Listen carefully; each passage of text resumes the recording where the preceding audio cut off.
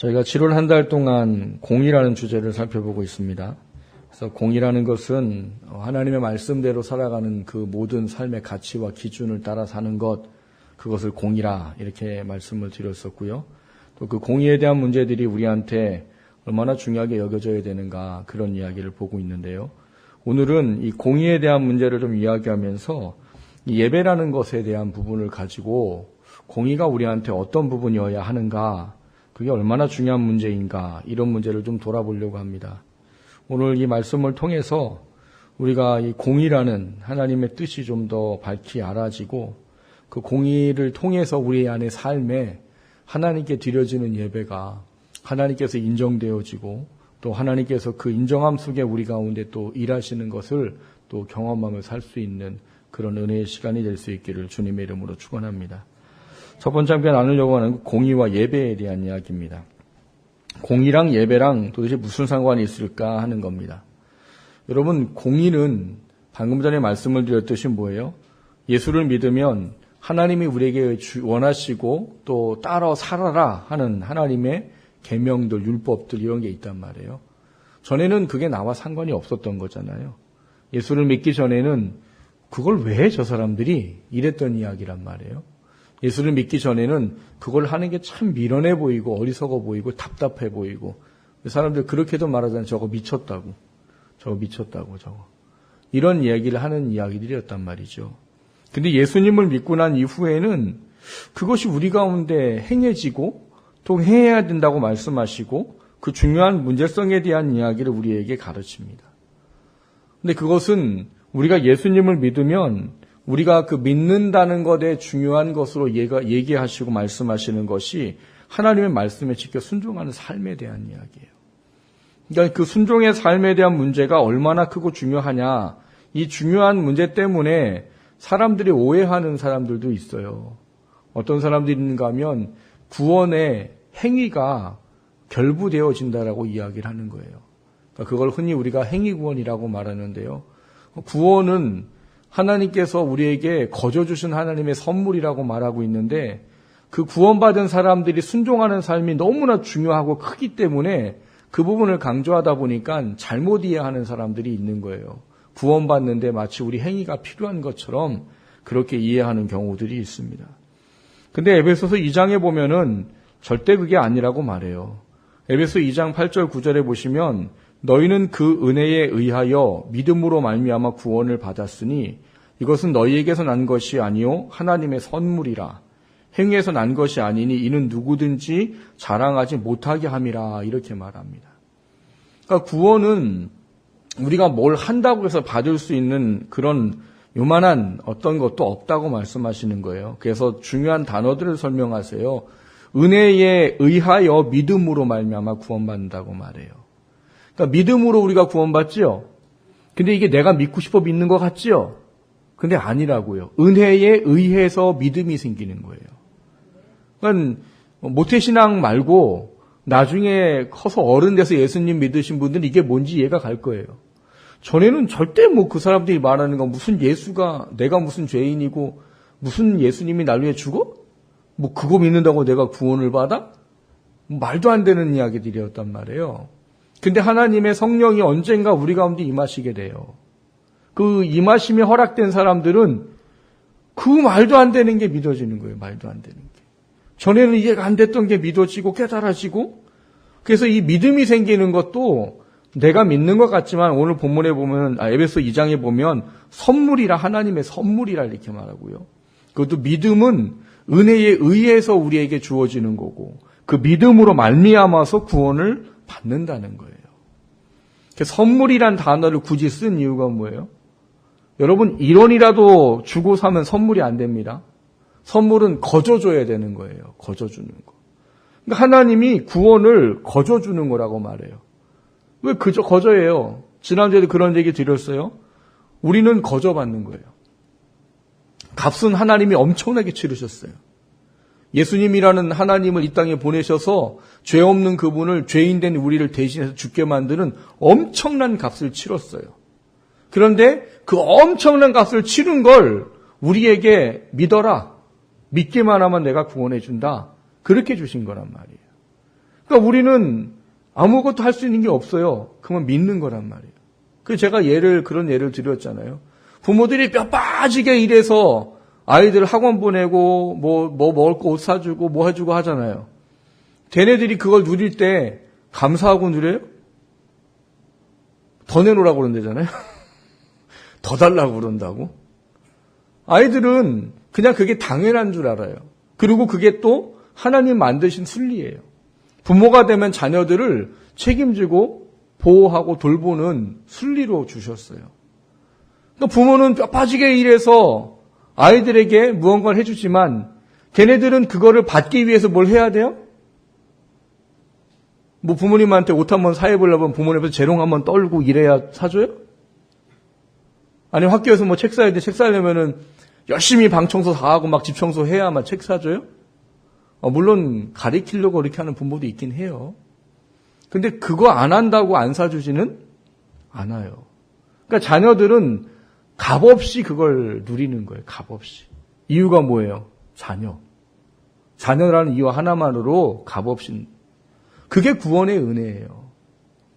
그래서 하나님은 육신에 대해서 자랑할 것 없도록 하기 위해서 하나님은 선물이라 오직 믿음으로다 이렇게 제시를 하고 있는 거예요. 근데 그렇게 하다 보니까 놓치는 게 하나가 있어요. 에베소 2장 5절에 보면 우리에게 허물로 죽은 우리를 그리스도와 함께 살리셨다. 너희는 은혜로 구원받은 것이다. 이렇게 제시를 하면서 2장 10절에 가서 이런 얘기를 합니다. 우리는 그가 만드신 바라. 그리스도 예수 안에서 선한 일을 위하여 지으심을 받은 자니 이 일은 하나님의 전에 예비하사 우리로 그 가운데서 행하게 할 함이라. 이렇게 말합니다. 사람들이 거저 구원의 은혜를 받고 우리가 뭘 해서 천국 가는 게 아니라 하나님의 은혜로만 천국 간다는 개념만 이해하다 보니까 하나님이 구원을 하신 이유와 목적을 생각하지 못하고 살아가는 경우들이 많아요.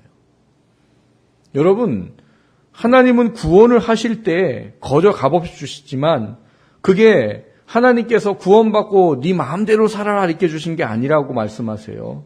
뭐냐 하면 예수 안에서 선한 일을 위해서 지음을 받았다 이렇게 말합니다. 그러니까 우리가 구원받은 건 하나님이 우리에게 하나님이 전에 예비해서 우리로 그 가운데 행하도록 하게 하신 그것을 예수님을 믿음으로 말미암아 살게 되는 삶의 모습이 필요하다라고 말하는 거예요. 그러니까 구원받은 사람들은 하나님 말씀을 순종하고 사는 게 사실은 의무와 같은 것이고 그것이 사명이란 이야기예요. 그것을 해도 되고 안 해도 되고 그런 게 아니라 반드시 해야 된다는 거예요. 근데 그 중요성이 크다 보니까 사람들이 잘못된 이야기를 하는 거예요. 그러니까 그거를 안 하면 마치 저 사람한테 믿음이 없고 구원이 없는 것처럼 생각하는 그런 사고방식을 갖는 경우들이 있어요. 그건 우리 주관이 아니라고 했어요. 제가 여러분에게 누누이 말씀드리지만 다른 사람 구원은 절대 논하지 마세요. 그건 우리가 논할 수 있는 게 아니라고 하지 말라고 하셨단 말이에요. 여러분 30년 믿고 예수 믿는 사람하고 단 하루 믿고 예수 믿는 사람하고 구원이 달라요? 구원 받는 건 똑같아요. 지옥 갈 영혼이 천국 가는 건 똑같아요. 그런데 문제는 뭐라는 거예요? 하나님이 천국 가서 다르다고 했잖아요. 그런 하루만 믿고 구원받는 사람은 부끄러운 구원이래요. 그것만으로도 대단한 거예요, 사실. 지옥 갈 사람 천국 가는데 그것만으로도 엄청난 이야기예요. 근데 구원받은 사람들이 천국에 가서 또 뭔가 또 있단 말이에요. 그렇기 때문에 하나님이 우리에게 그 하나님 말씀대로 살아가는 중요성에 대한 이야기를 가르치는 겁니다. 근데 왜 오늘 이 이야기를 하는가 하는 문제예요.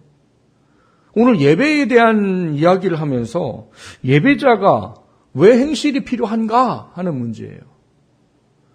여러분 오늘 본문에 예레미야 선지자를 통해서 하나님께서 이 성전에서 사람들한테 이야기를 하라고 그래요. 뭘 이야기하라고 합니까?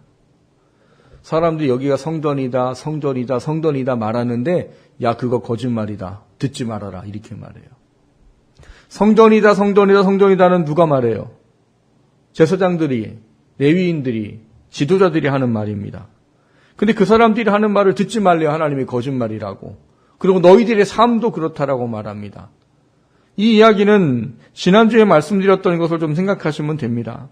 지난주에 우리가 살펴봤던 말씀들에게 보면 5장 5절에 그런 말이 있었어요. 내가 지도자들에게 가서 그들에게 말하리라. 그들은 여호와의 길, 자기 하나님의 법을 안다 하였더니 그들도 일제히 멍에를 꺾고 결박을 끊은지라 이렇게 말해요. 이게 무슨 얘기라고 그랬어요? 여러분, 여기 지도자들은 여호와의 길을 알고 하나님의 법을 안대요. 그럼 어떻게 해야 돼요? 그 법을 지키고 순종함을 통해서 어떻게 해야 되는 거예요? 그 사람들이 하나님의 사람으로 살 수 있도록 잘 이끌어가야 될 책임이 있단 말이에요. 근데 그 사람들조차도 그거를 지키고 싶지 않아서 안 지키게 됐다는 거예요. 그게 멍에를 꺾고 결박을 끊었다는 이야기예요. 왜? 힘드니까. 하나님 말씀대로 사는 건 힘드니까. 제약도 많고 힘드니까 이 사람들조차도 그걸 안 지키고 그냥 어떤 형식적인 면만 가지고 사는 삶을 살더라는 거예요. 그러니까 그 사람들이 예배하러 오는 사람들한테 야, 여긴 성전이야. 성전이야. 이런 얘기를 한다는 거예요. 근데 그거를 믿지 말라는 거예요. 왜? 그들이 말하는 그 말은 거짓이라는 겁니다. 왜 그럼 이런 말씀을 하는가 하는 문제예요. 이런 말씀을 하시는 이유는 다른 게 아니라 우리가 드려지는 예배라는 건 다른 게 아니라 하나님을 살아계신 인격적인 분이라고 인정하고 우리가 그분을 만나러 나오고 그분과의 영적인 교제를 통해 우리가 그분의 삶을 살아가기 원해서 힘을 얻고 회복하고 회개하고 돌이키는 자리가 예배이기 때문이에요. 근데 그 예배의 자리에 하나님이 없는 거죠. 왜요? 여러분, 예배라는 것을 성경에서 우리에게 제시할 때 예배에 대한 중요성으로 말하는 건 하나님 말씀과 뜻에 따라 순종함을 통해 하나님을 인정하는 것이 필요하다라는 거예요. 그래서 말라기에 보면 무슨 말을 합니까? 야, 누가 있어서 저 성전문 좀 닫았으면 좋겠다. 닫아가지고 제사도 좀 못 드리게 했으면 좋겠고 찬양도 좀 못하게 했으면 좋겠다. 그렇게 말하세요. 여러분의 하나님이 제사를 싫어하셔서 그래요? 찬양을 싫어하셔서 그럽니까? 그분이 왜 찬양하지 마라. 문 닫아서 제사 드리지 말게 해라. 왜 그래요? 하나님을 인정함이 없기 때문이에요. 제사와 찬양은 내가 하나님을 인정해서 내 심령의 고백으로 하나님께 드려줘야 되는 거란 말이에요. 근데 삶에서는 하나님을 인정함이 없대요. 그리고 제사를 드리러 오기는 수없이 오는데 어떤 걸 가지고 온대요? 눈먼 것, 저는 것, 병든 것, 불알상한 것 이런 걸 갖고 온대요. 하나님은 어떤 걸 드리라고 그랬어요? 1년 되고 흠없는 하나님 보시기 합당한 것. 근데 그렇게 규정을 해놓으셨단 말이에요. 그걸 왜 하신다고 그랬어요? 그분한테 필요도 없는 걸 왜 한다고 그랬어요? 사람들이 중요하다고 여기는 것으로부터 하나님을 인정하는 중요성 때문이라고 그랬어요.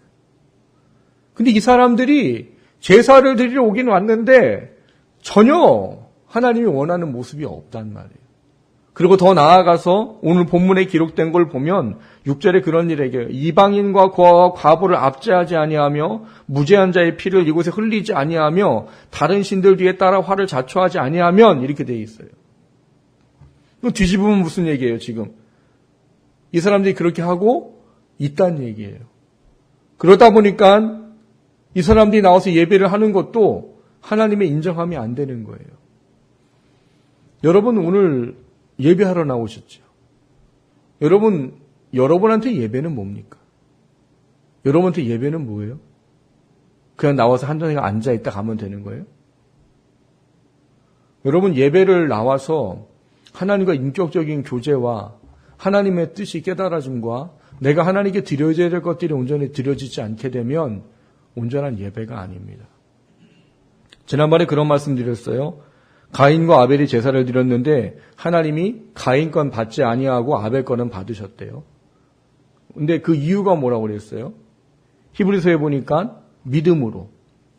히브리서 12장 4절에 보면 가인은 믿음이 없었고 아벨은 믿음이 있었다는 거예요.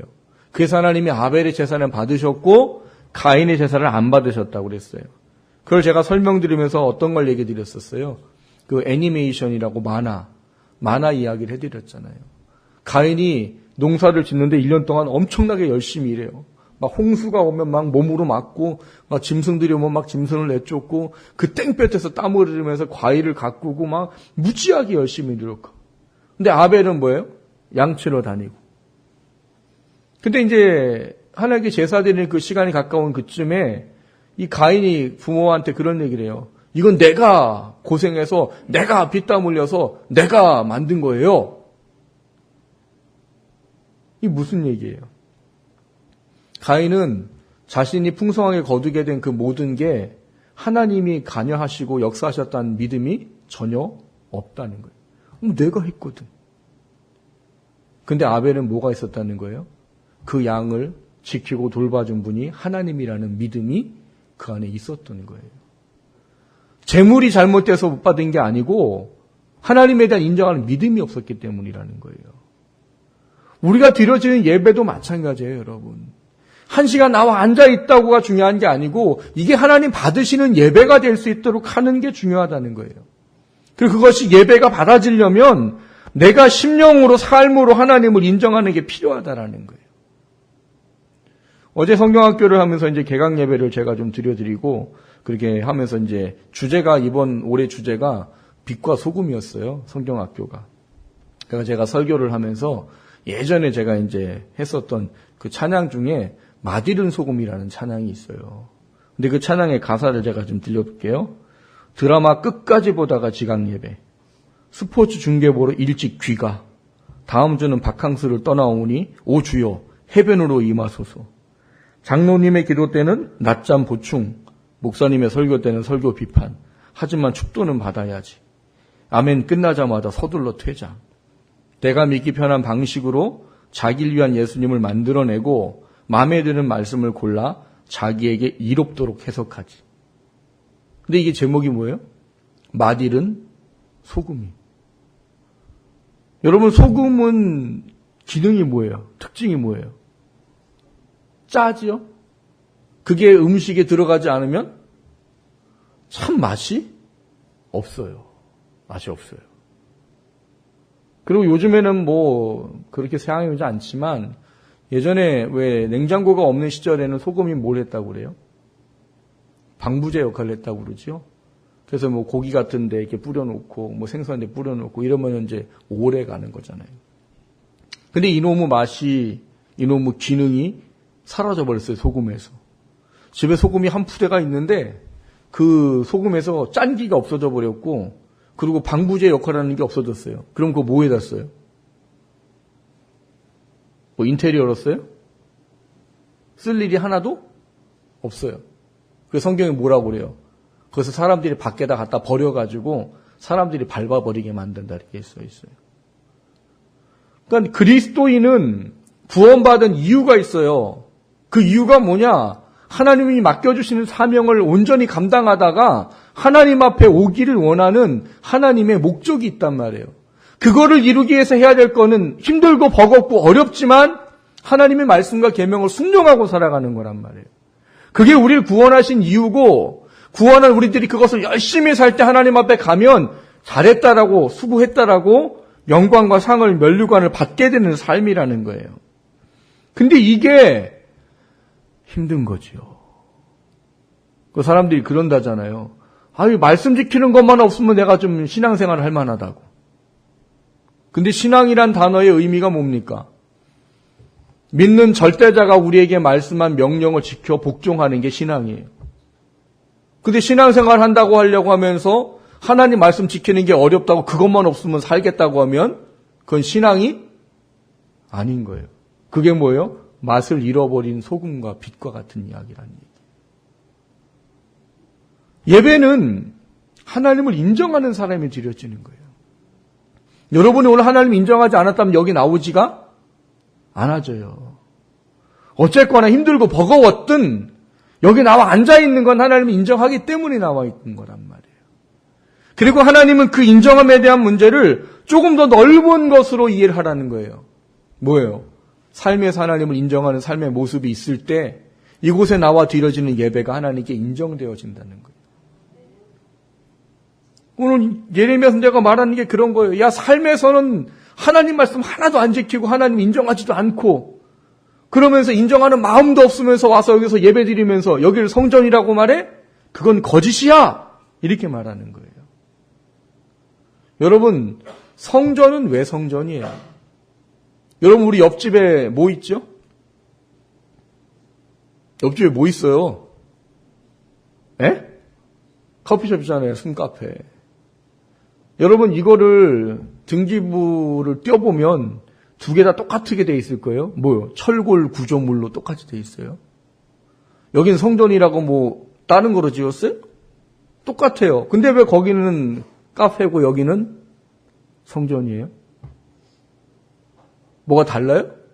여기 지을 때 여러분의 뭐 영으로 지었어요? 건물은 똑같아요. 근데 왜 거기는 카페고 여기는 성전이에요? 우린 여기 하나님 임하시고 역사하시고 일하신다는 걸 믿음으로 갖고 있기 때문에 성전인 거예요. 거기는 커피를 파는 데니까. 여러분, 성전은 이스라엘 백성들한테 하나님이 임재하시는 처소예요. 법궤가 있고 그 시운조라고 말하는 속죄소 위에 하나님이 임재하시는 장소예요. 그래서 거기가 성전이지 건물이기 때문에 성전으로 지었기 때문에 성전이 아니란 말이에요. 근데 거기를 나오는 사람들이 하나님을 인정하는 믿음이 온전하지 않고 나와서 제사한다고 예배한다고 해봐야 거긴 성전이 될 수 없는 거예요. 믿음이 온전해서 주님께 나와 예배하는 자에게는 거기가 성전이지만 믿음이 온전하지 아니하고 하나님을 인정하지 않는 삶의 모습을 가지고 나와서 예배하는 자에게는 거긴 그냥 건물이라는 거예요. 그래서 그 거짓말을 믿지 말라고 하는 거예요.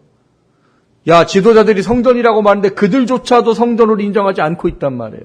하나님을 인정하지 않고 있단 말이에요. 하나님 우리에게 말하는 건 그런 겁니다.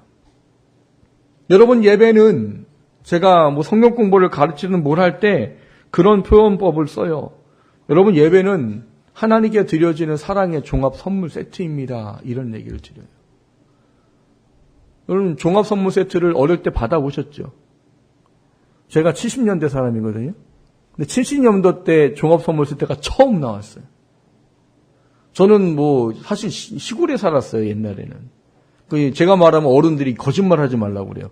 군불 떼고 살았다면 거짓말하지 말라고 그러고 아스깨끼라고 그런 거 먹었다면 웃기네 이러고 계세요. 저는 봉지에 들어있는 아이스크림을 먹어본 적이 없어요, 어렸을 때는요. 시골에 아저씨들이 이만한 왜 그 아이스박스에다가 혹시 아세요? 노란 고무주머니에다 얼음하고 소금 녹지 말라고 소금 넣어가지고 그 꼬챙이에 꽂혀있는 아이스크림. 그거 먹으면 그 아이스크림에서 고무 맛이 나요. 근데 그게 얼마나 맛있어요? 저희 집 주변에 그 슈퍼는 뭐예요? 가게도 없었어요. 그 가게 가려면 산 하나 넘어갔었어야 돼요. 교회도 산 하나 넘어가야 됐었고. 저 인간이 몇 살인데 도대체 저런 얘기를 하나. 근데 진짜 그랬어요, 저는. 그래서 제가 79년도에 아버님 때문에 이제 서울에 이사 오게 됐거든요. 근데 그때 보니까 영등포에 롯데리아라는 게 있었어요, 롯데리아. 거기서 아버님의 처음으로 듣도 보도 못한 쉐이크라는 걸 사줬는데요. 그걸 먹고 제가 배신감을 느꼈어요. 이건 뭐 천국의 맛인 거예요? 아이스크림도 아닌 것이? 주스도 아닌 것이? 그 형용할 수 없는 그 고무만 나지 않는 그 뭐 어떻게 배신감 느끼시더라고요. 우리 아버님은. 그 고3 때 피자를 아버님 처음 사줬는데 그거 먹고 또 한 번 배신감을 느꼈어요. 세상에 이런 빈대떡도 아닌 것이. 너무 놀라운 거예요. 근데 그때 그런 어린 시절 살 때 종합 선물 세트를 누군가 한번 사주셨는데 세상을 다 얻은 기분 이런 거 아세요? 껌도 있고 사탕도 있고 초콜릿도 있고 과자도 있고 이건 근데 여러분, 우리가 하나님께 드려지는 예배가 하나님이 원하고 기뻐하는 게 다 들어져 있는 예배란 말이에요. 근데 그게 온전함으로 드려져야 그게 하나님께 드려지는 선물이 된단 말이에요.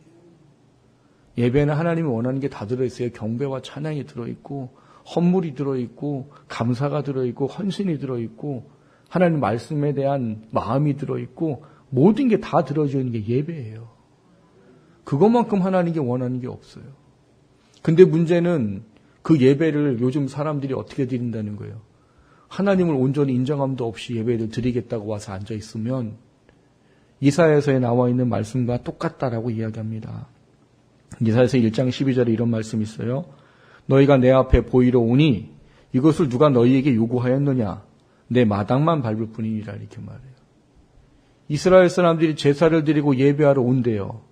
근데 오는 이유가 하나님을 만나고 하나님을 인정하고 하나님께 온전한 기쁨으로 뭔가를 드리기 위해 온 게 아니라 그냥 보이러 왔다는 거예요. 그것도 누구한테 보이러 온 거예요? 제사장들에게지. 하나님이 아니에요. 제사장들에게. 여러분 누구를 연애하고 만났는데 만날 때마다 그래요. 딱 만나가지고 한 10분 지나니까 아유 내가 좀 바빠서 오늘 좀 그만 만납시다. 그리고 가버려요. 뭐 처음에는 그럴 수 있는데 2번, 3번 만날 때마다 그래요. 그럼 이 관계는 오래될까요? 유지될까요? 그런데도 불구하고 여자가 좋다면 그 여자가는 병원 좀 가봐야 돼요. 사랑이 아니잖아요. 사랑은 내가 제일 중요해야지 사랑인 거잖아요. 근데 만날 때마다 시간 보고 아유 만났으니까 됐죠? 자 다음에 봅시다. 그건 뭐예요? 연애가? 아니에요. 교제가 아니에요. 사랑은 다 쏟아지는 걸 원한단 말이에요. 다른 거 제쳐놓고 와야 사랑인 거죠. 다른 거 뒤를 미루고 나와의 시간을 중요해야 이게 사랑인 거죠. 그런데 이스라엘 백성이 그랬다는 거예요. 하나님을 만나러 와야 되는데 하나님은 온데간데 없어요. 그래 형식만 있는 거예요. 제사를 드리고. 근데 하나님은 그것이 옳지 않다고 말합니다. 그것을 그렇게 하도록 만드는 중요한 중심에는 뭐가 있느냐? 하나님을 인정하는 말씀에 순종하는 삶이 없는 사람들이 그렇게 살 수밖에 없다는 거예요. 여러분은 삶에서 하나님을 온전히 인정하는 삶이 되면 주일날 하나님께 드려진 예배가 온전히 사랑이 쏟아질 수밖에 없어요. 근데 한 주간 하나님도 없이 살다가 뭐 요즘 우리 그런 찬양하잖아요. 하늘을 볼 겨를도 없고 뭐 행복을 느낄 겨를도 없고 그렇게 살다가 어느 날 갑자기 먹먹하고 어느 날 갑자기 답답하고 그제서야 하나님이 보이고 그렇게 하다가 주일날 예배드리면 온전한 예배를 드리기가 그 하나님 그걸 온전히 기뻐하시지 않는다는 거예요.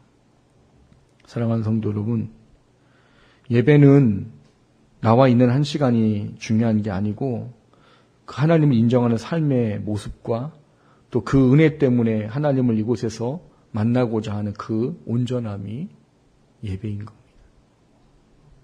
그것 없이 한 시간 나와서 내가 예수 믿는다는 모든 것을 다 여러분 대체하려고 한다면 여러분 그건 온전하고 건강한 신앙이 아니에요. 하나님이 기뻐하는 신앙이 아닙니다. 우리 예배가 하나님 앞에 온전히 인정될 수 있는 예배가 될 수 있기를 주님 이름으로 축원합니다. 두 번째로 나누고자 하는 것은 예배는 생각이 아니라 삶이라는 거예요. 앞서 말씀을 드렸듯이 예배는 하나님을 인정하는 겁니다. 나와서 한 시간 앉아있다 가는 게 예배가 아니고 이 시간 나와서 하나님과 만나고 하나님과 온전한 인격적인 교제가 있어야 예배라는 거예요. 근데 이것을 온전히 하기 위해서는 아까 말씀을 드렸듯이 삶이 하나님 앞에 온전히 인정되어진 사람이 이곳의 시간이 은혜인 거예요. 일주일 동안 정말 정신없이 하나님도 없이 막 살다가 주일날 와서 예배 드리려고 하면 하나님께서 기뻐 받으셨으면 예배가 되지 않는다는 사실이에요. 그리고 더더군다나 어떤 게 벌어져요? 삶에서 하나님을 인정함이 없이 일주일 살다가 보면 어떤 때는 하나님을 예배하는 예배조차도 지킬 수 없는 그런 상황도 옵니다. 그건 하나님의 자녀에게는 합당하지 않은 삶이라는 거예요. 하나님은 우리가 어떤 곳에서든 하나님을 인정하는 삶을 살고 그 삶을 통해서 하나님 앞에 오기를 기대하시고 원하신다는 사실이에요.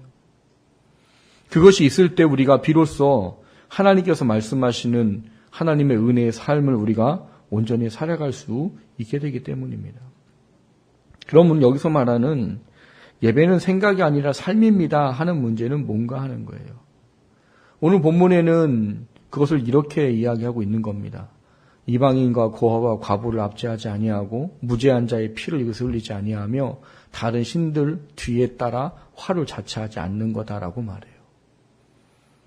그러니까 하나님이 말하시는 정의와 공의의 삶을 사는 것을 말해요.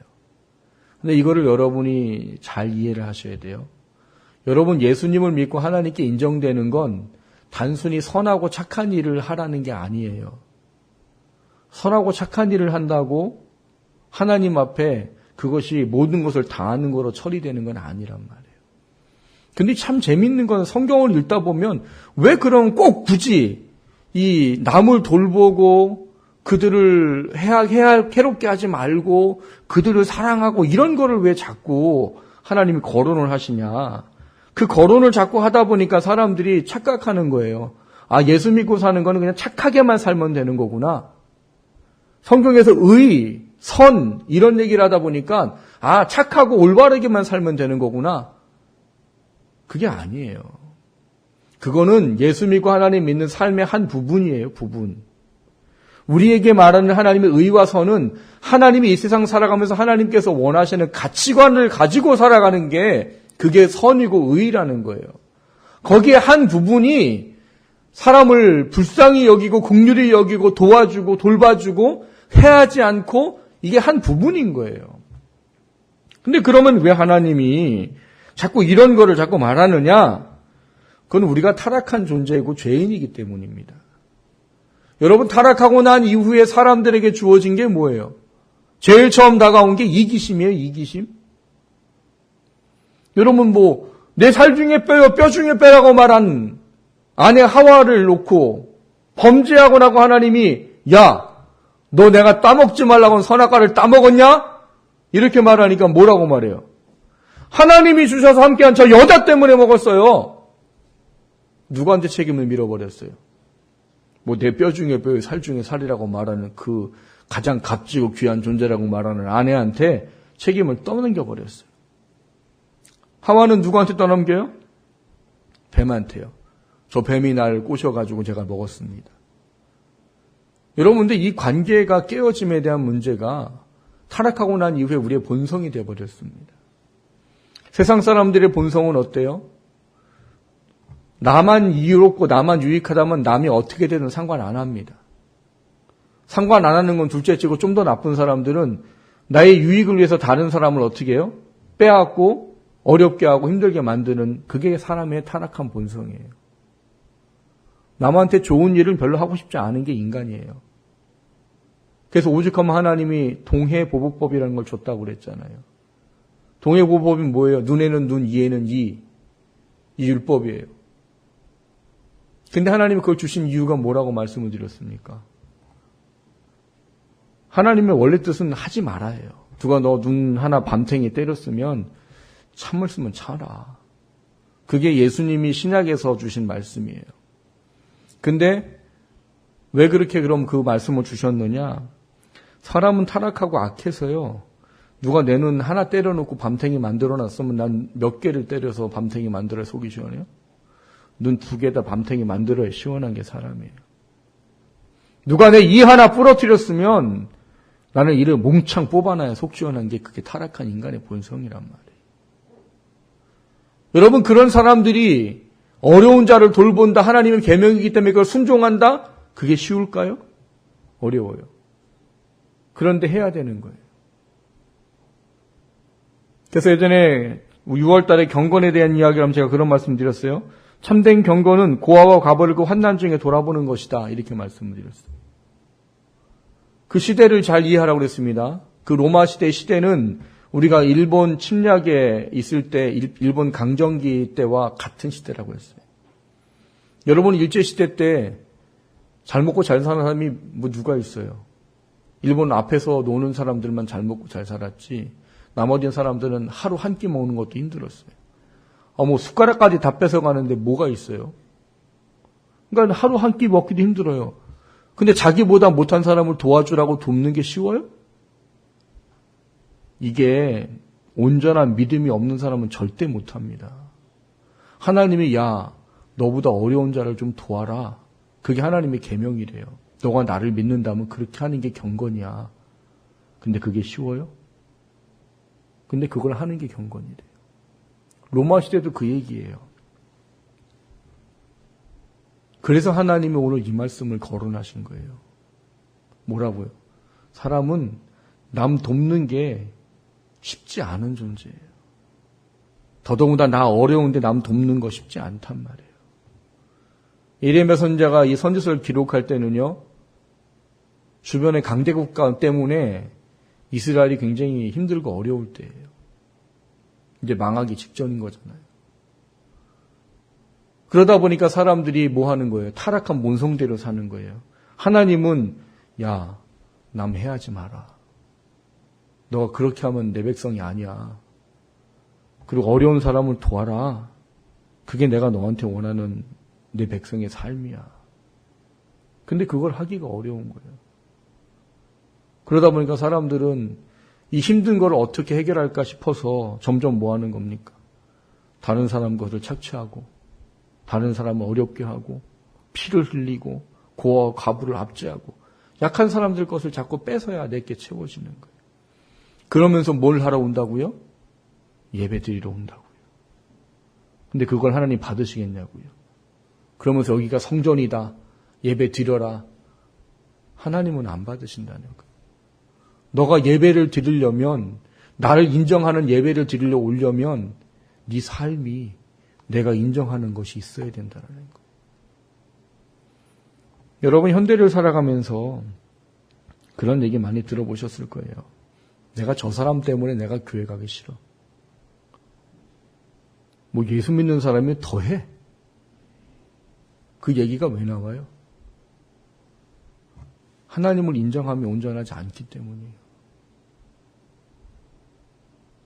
하나님은 그런 모습에서 돌아서라는 겁니다. 오늘 이 말씀을 주시면서 하나님께 원하는 게 뭐예요? 돌아서라는 거예요. 이방인과 고아와 과부를 압제하지 말아라. 무죄한 자의 피를 이곳에 흘리지 말아라. 다른 신을 따라 화를 자초하지 말아라. 너가 나를 인정하는 삶을 비록 힘들고 어렵겠지만 다 그걸 순종하겠다고 발버둥 치고 산다면 너가 드리는 예배는 내가 받을 것이다. 근데 너가 나를 인정하지 않으면서 와서 형식적인 예배만 드린다면 그건 나에게 기쁨이 되지 않는다. 하나님은 그 이야기를 하는 겁니다. 그러면서 오늘 본문 7절에 그런 약속을 하세요. 내가 너희를 이곳에 살게 하리니 곧 너희 조상에게 영원 무궁토록 준 땅이니라. 이거를 말씀 그대로 이해하면 절대 안 됩니다. 왜요? 우린 이스라엘 사람이 아니잖아요. 우리 조상에게 준 땅이 어디예요? 우린 대한민국이잖아요. 여기서 말하는 땅은 가나안 땅을 얘기하는 거잖아요. 그럼 우리는 이 해석을 본질적으로 해석을 해야 되겠죠. 그럼 어떻게 해석을 해야 됩니까? 하나님이 인류의 조상이라고 말하는 사람에게 약속한 것을 생각하시고 이해하시면 돼요. 하나님은 인류 조상이 하나님과 함께하면서 하나님이 거하는 곳에 살기를 원하시는 거예요. 타락해서 쫓겨난 거잖아요. 그런데 예수 그리스도를 믿고 깨닫지 못하고 알지 못하는 것들을 알게 되면서 우리는 천국이라는 데를 깨닫게 됐고 하나님이 계신 곳에 가야 하는 것을 알게 됐단 말이에요. 근데 그곳에 갈 때 하나님께서 인정하시는 삶의 모습으로 가길 원하면 삶에서 나를 온전히 인정해라 이 얘기인 거예요. 너가 삶에서 나를 온전히 인정하고 네 예배가 내게 받아질 만한 예배가 된다면 네가 나한테 올 그때에 내가 약속한 너의 모든 것을 주리라. 그 이야기란 말이에요. 앞서 그런 말씀 드렸어요. 천국 가는 건 믿음으로만 주어지는 거예요. 그거는 뭐 우리가 뭐 할 수 있다고 할 수 있는 것도 없고요. 하나님이 믿음으로 예수 그리스도를 믿을 때 천국을 가게 해줘요. 근데 천국 가는 것만 만족하면 안 된다고 말씀을 드렸잖아요. 천국 가면 다르다고요. 천국 가면 어떤 사람은 하나님께 존귀한 자로 영원히 하나님과 함께하는 가까운 삶을 살지만 어떤 사람은 하나님과 가까이 갈 수가 없대요. 그래서 천국 가면 최고의 가치가 하나님께 인정받는 겁니다. 근데 그 인정받음이 없다는 거예요. 그 인정받음은 우리를 구원한 육신의 삶 속에 하나님이 원하는 말씀에 순종하고 살 때 주어지는 것이라고 말씀하셨기 때문입니다. 그렇기 때문에 예배는 삶이라고 이해를 하셔야 되는 거예요. 단지 그냥 이 시간 나와서 1시간 드려지는 것이 예배가 아니라 그것을 포함한 내 모든 전 영역 속에서 구원받은 자로 합당한 삶을 살아가는 것이 진정한 예배란 말이에요. 그 삶이 없이 하나님께 인정되는 예배는 하나님께서 기뻐하지 않는다고 하시는 겁니다. 로마서 12장 1, 2절에 이런 말씀이 있습니다. 그러므로 형제들아 내가 하나님의 모든 자비하심으로 너희를 권하노니 너희 몸을 하나님이 기뻐하시는 거룩한 산 제물로 드리라. 이는 너희가 드릴 뭐예요? 영적 예배니라. 그러면서 뭐라고 말씀하세요? 너희는 이 세대를 본받지 말고 마음을 새롭게 함으로 변화를 받아 하나님의 선하시고 기뻐하시고 온전한 뜻이 무엇인지 분별하도록 하라. 그 분별의 삶을 사는 게 뭐래요? 영적 예배랍니다. 그 영적 예배를 살 때 하나님은 약속한 하나님의 은혜를 반드시 우리에게 주신다고 약속하신 게 7절의 말씀인 거예요. 사랑하는 성도 여러분, 예배의 개념을 좀 깊이 묵상하시기 바랍니다. 단지 이 1시간 나와서 드려지는 예배만 예배가 아니에요. 그리고 이 드려지는 예배가 하나님께 받아지려면 삶이 예배가 돼야 된단 말이에요. 하나님을 온전히 인정하는 예배가 돼야 된단 말이에요. 그게 안 되면 그냥 마당만 밟고 가는 거라고 하시는 거예요. 하나님 말씀대로 사는 것 쉽지 않습니다. 하지만 그거를 위해서 우리는 부름받았고 구원받은 거예요. 그거를 해서 구원받는 게 아니고 그거를 위해서 구원받았다라고. 하나님 말씀대로 살도록 하기 위해서 우리가 구원받았다고. 그게 세워져야 우리의 예배가 하나님께 인정되는 겁니다. 우리의 삶이 우리의 힘으로는 안 되기 때문에 그래서 하나님과 깊은 교제를 하라는 거예요. 그거 없이는 하나님이 기뻐하시는 삶의 모습으로 살 수 없기 때문입니다. 원하는 것은 우리가 하나님 받으실 수 있는 참된 예배자가 될 수 있는 삶이 우리 가운데 있게 되기를 주님의 이름으로 축원합니다. 그걸 통해서 우리가 하나님 앞에 설 때 하나님께서 잘했다고 인정하시는 그런 귀한 삶이 될 수 있기를 주님의 이름으로 축원합니다.